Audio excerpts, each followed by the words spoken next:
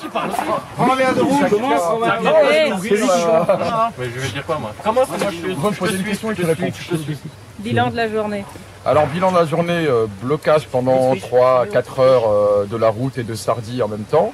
Délocalisation par les CRS d'une manière un peu brute au début et ils se sont un peu détendus après quand ils ont vu qu'il n'y en avait aucun d'entre nous qui était agressif. Reste là toi.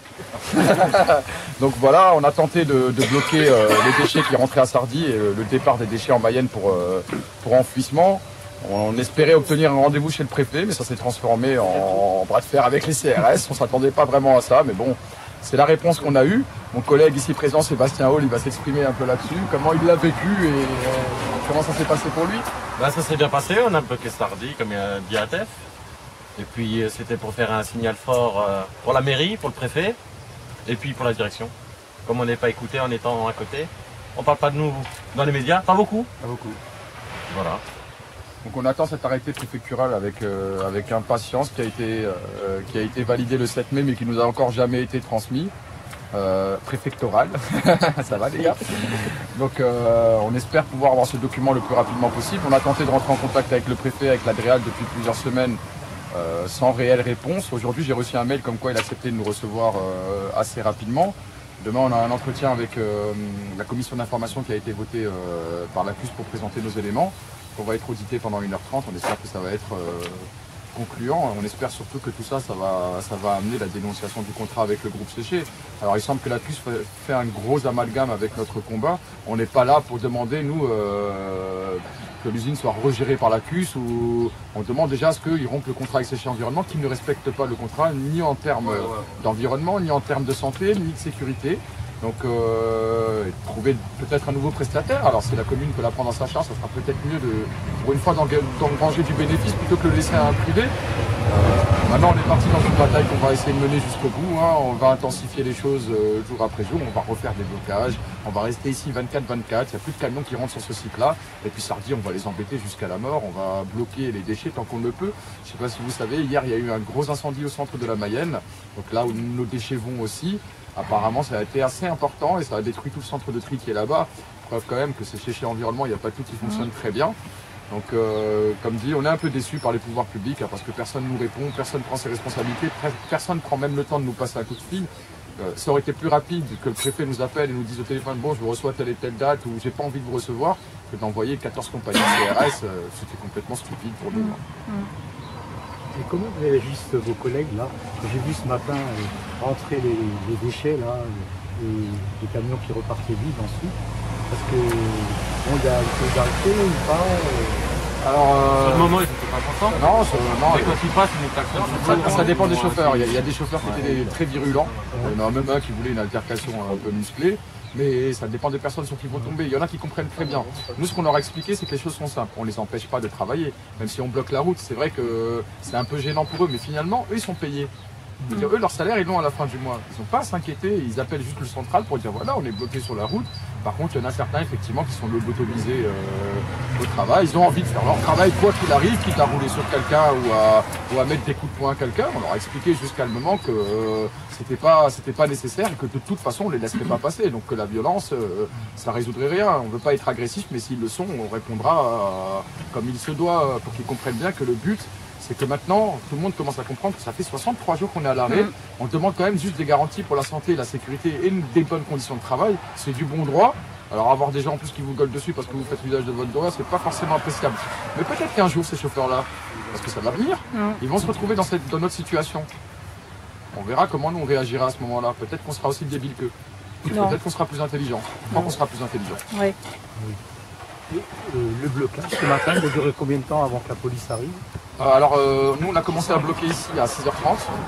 Ensuite, à 8h30, 9h, on s'est déplacé vers Sardy et la police nous a délogés. Quand vous étiez arrivés, ça faisait quelques minutes qu'ils étaient là. 10h15. Au début, ils sont venus, comme ils n'étaient pas assez nombreux, ils sont restés. Ils ont attendu que toute la compagnie arrive pour nous déloger. Par contre, c'est ce que je leur ai expliqué. Il n'y a aucun de nous qui était agressif, il n'y a aucun de nous qui était violent. Vous avez pu constater à un moment qu'on se mettait par exemple à l'écart pour passer un coup de fil, le mec nous a bousculé. Non, il y a... Alors j'explique, c'est la voie publique, moi j'ai le droit de marcher. Non, il y a un cordon de sécurité, vous n'avez pas le droit de passer. C'était réellement bousculade, quelques petits coups de poing dans les côtes. Moi j'ai juste essayé de dire à ces personnes-là, écoutez, nous on vous bouscule pas. Ok, on avance lentement, mais vous pouvez parler avec nous plutôt que nous bousculer. C'est quand quand même pas une manière de traiter des gens. Elle m'a dit, oui, on a un boulot à faire, alors on le fait. Oui, mais il y a une manière de faire votre travail. Il y a une manière de faire le travail. Vous pouvez très bien communiquer simplement avec nous. Ça vous prendra 5 minutes de plus, mais ça vous évitera de nous mettre des coups dans les côtes. Et c'est quand même plus intelligent comme manière. Elle m'a dit, vous savez, de toute façon, la presse, nous, qu'on soit violent, pas violent, ils vont dire qu'on est violent. Alors c'est pour ça que vous êtes automatiquement violent. Peut-être essayez de changer un peu votre manière de faire les choses pour que l'image des CRS change un peu. Parce que nous, quand on vous voit comme ça, oui, on vous prend pour des gens violents. Parce qu'aujourd'hui, il n'y a personne qui vous a bousculé. Et là, vous avez, quand je lui dis ça, là, il est de meneur, là. Oula, ok, j'essaye de communiquer. Maintenant, je deviens. Non, j'essaye juste de te dire qu'il va y avoir une altercation si tu bouscules tous les collègues. Tu te détends, on se détend, et on avance lentement. Ça va. De toute façon, ils vont perdre du temps. Ils l'ont très bien compris. Quand on s'est assis, on aurait pu rester 4 heures, et se rester comme des débiles pendant 4 heures. On a décidé de pas jouer au con pendant 4 heures, c'était fini. C'est eux qui ont fait le plus gros blocage. C'est eux qui ont bloqué. Ils Ils ont bloqué des deux côtés. J'ai pas réussi à passer tout de suite. Hein. Et puis là-bas, ils faisaient revenir tous les camions qui voulaient travailler dans la zone Port du Rhin, sauf ce Sika Suez. Donc ça, c'est justement ceux qui privatisent les services publics. Hein. C'est ça. Et les trucs de la CUS. Hein. Tous les autres, hop. Et il y avait même un camion transport spécial d'un gros truc, convoi exceptionnel qui était accompagné et tout. Hein. Donc ça a retardé beaucoup de choses. Finalement, c'est eux qui empêchent les gens de travailler. Finalement, là, c'est eux qui ont empêché les gens de travailler, très clairement. Après, nous, on a dit aux chauffeurs, hein, s'ils veulent passer à pied, ils passent à pied. Mais par contre, les camions, négatifs. Donc maintenant, je ne sais pas ce qu'ils vont trouver comme solution. Sardy, c'est libre, ils vont continuer à décharger à Sardy. Il faut bien qu'ils sachent une chose. Demain matin, on est à Sardy. Samedi matin, on sera à Sardy. Lundi matin, on sera à Sardy. Je ne sais pas si les CRS n'ont pas mieux à faire de leur journée. Il semble qu'il y a peut-être des gens qui commettent des crimes dans d'autres endroits. Nous, on ne commet aucun crime. Donc, s'ils ont du temps à perdre, on va leur offrir le café. Hein. S'ils sont aussi agressifs, c'est pas du café. On fera comme la dernière fois, on avancera lentement, en espérant qu'ils n'en viennent pas aux mains, parce qu'on le remarque quand même. C'est la volonté qui est. Quand on vous pousse, on veut une réaction agressive. Donc c'est sûr que pour l'instant, on arrive à tous se maîtriser. Peut-être qu'à un moment ou à un autre, il y en aura un de nous qui aura une parole déplacée et que là, ils le saisiront justement pour dire. Vous avez un certain mérite après 63 jours, je trouve. C'est ce que je lui ai dit. Je trouve qu'on est relativement poli après 63 jours de grève. Il n'y en aurait plus d'un qui vous aurait sauté dessus sans le moindre problème. Hein. Donc nous, on leur a juste expliqué pourquoi on le faisait. Moi, j'ai dit aussi à l'agent, j'ai dit, vous avez un enfant? Oui, j'ai pas le droit de parler de ça avec vous, mais oui, si votre enfant travaillait dans l'usine avec nous, vous feriez quoi? Vous trouvez ça normal, franchement? Oui, c'est pas qu'on n'est pas d'accord, mais on a des consignes. Même moi aussi au boulot, j'ai des consignes. Seulement, nous, on a décidé de faire valoir notre droit. Essayez peut-être d'ouvrir un peu votre esprit, ça vous fera. On a le droit de désobéir quand les consignes sont mauvaises. Voilà, quand les consignes sont mauvaises, on a le droit de désobéir. Mais bon, après, qu'est-ce que vous voulez qu'on dise? Ils ont un boulot, on les a habitués à faire ce genre d'action. Il faut contrôler ce genre d'action. Parce que, comme j'ai dit pour eux, c'est peut-être pas forcément marrant, parce qu'intervenir sur un vol ou un braquage, où là, on sait qu'il y a un délit qui est commis, donc ils ont tous les droits et ils font. Et sur un conflit social, c'est le patron là qui commet des délits. Oui, c'est ce qu'on leur explique. On a dit pourquoi ils viennent pas ici. Pourquoi ils n'envoient pas une compagnie ici pour, Là, on a prouvé qu'il y avait une illégalité. La police, on n'a jamais vu les patrons quand ils commettent des délits. Hein. Voilà. Par contre, nous, c'est immédiat. En fait, comme on n'a pas 420 millions d'euros par an, c'est un peu compliqué pour nous. Peut-être qu'un jour, il y en aura un de nous qui sera riche, et je leur souhaite à tous. Mais honnêtement, si c'est ça qu'on va avoir quand on fait des manifestations, moi, je comprends plus vraiment dans quel pays on est aujourd'hui. Hein.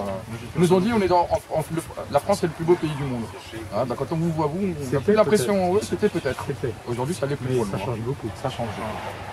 Finalement, on espère qu'on va arriver à gagner. Hein. Il n'y a pas de doute sur. On va intensifier jusqu'à qu'on soit réellement épuisé. Pour l'instant, on a encore un peu d'énergie. Jusqu'aux vraies vacances bientôt. Non. Pas de pub. Non, c'est pas de la pub. Non, nous on fait pas de pub. On a de l'énergie liquide. Bip. Je dirais pas le nom de la boisson.